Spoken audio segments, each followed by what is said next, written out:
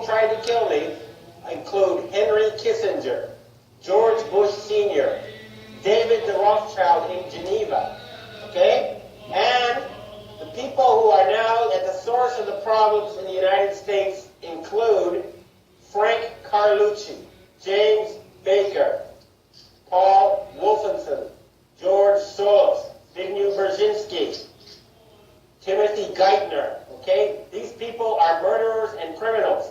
You need to arrest them. If they resist arrest, they are murderers. You must shoot them.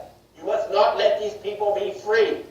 This is important. They are planning to start World War III and murder billions of people. David the Rothschild in Geneva, don't think you're safe in your castle there. You're not. We know where you are. We know who you are. And you have this serial child rapist Pope Malevolent the 16th. Well, he's going to be dead soon. And good riddance. Satan is waiting for you. There are a lot of these scumbags now who are on the run, and we've got to push. We've got to remove them from power.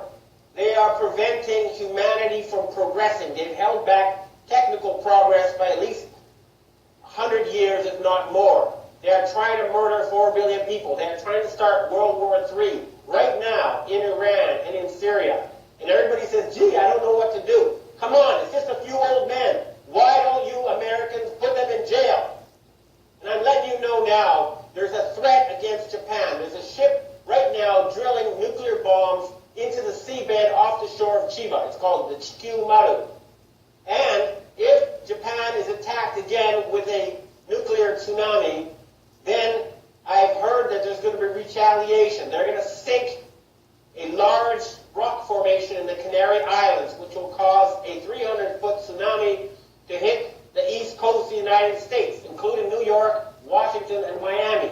You must prevent such tragedy. You must arrest these criminals. We know who they are. J. Rockefeller, George Bush.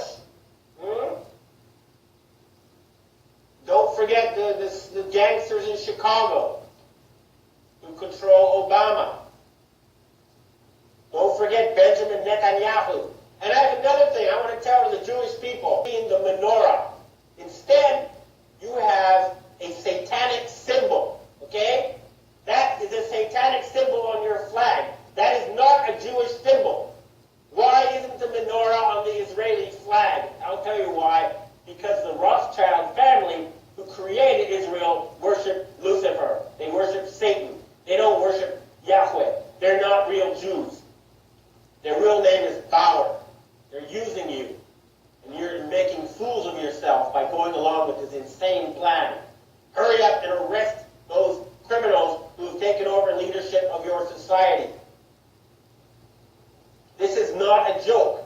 There's enough evidence out there for everybody to know it's true. It's all over there. Anybody who has done any research in the well-documented, thoroughly proven facts will know that a criminal gang has controlled your financial system for the past 300 years, and they are planning genocide, and they must be stopped. We will stop them.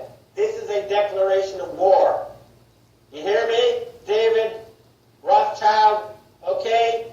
You're not safe anymore. We're tired of your murderous games. I've heard that Evelyn the Rothschild, the family leader, is now quietly hiding in his castle in England. Well, Evelyn, civilization. We have the technology to turn the deserts green. We can refill the oceans with fish. We can have world peace. And all that's blocking us is a few dozen old men. Please, everybody, arrest them. What is wrong with you people? We can have world peace. We can have all these good things. We're just being blocked by a tiny group of old men who worship Satan. That's a fact. Please, we must save the planet. Thank you. Thank you. Can you say in one sentence or less what, you know what I mean? Can you say why America is the greatest country in the world? Diversity and opportunity. List, freedom and freedom. So let's keep it that way. Well, why is it not the greatest country in the world, Professor? That's my answer. saying... Yes. Let's talk about Sharon, the NEA is a loser. Yeah, it accounts for a penny out of our paycheck, but he gets to hit you with it anytime he wants. It doesn't cost money. It costs votes. It costs airtime, column inches. You know why people don't like liberals? Because they lose. If liberals are so fucking smart, how come they lose so goddamn always? Hey, and with a straight face, you're going to tell students that America is so star-spangled awesome that we're the only ones in the world who have freedom? Canada has freedom. Japan has freedom.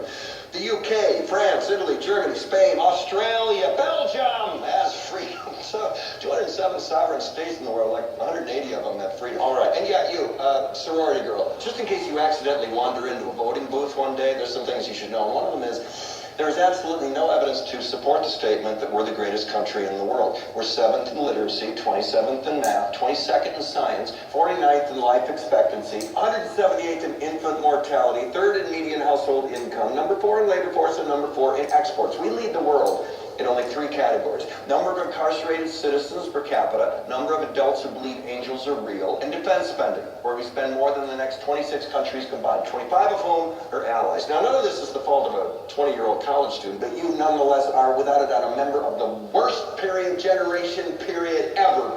So when you ask what makes us the greatest country in the world, I don't know what the fuck you're talking about. Yosemite?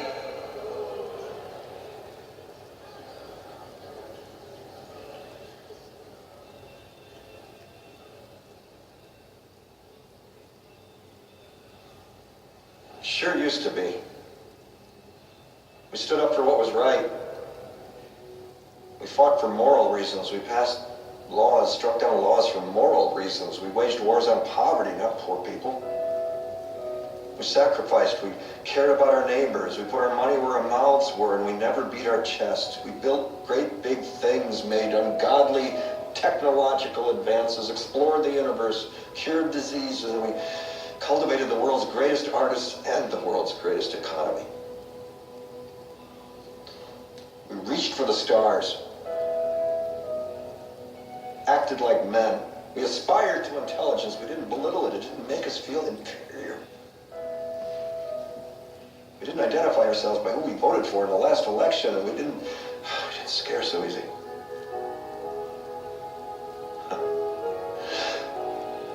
We were able to be all these things and do all these things because we were informed by great men who were revered. First step in solving any problem is recognizing there is one. America is not the greatest country in the world anymore.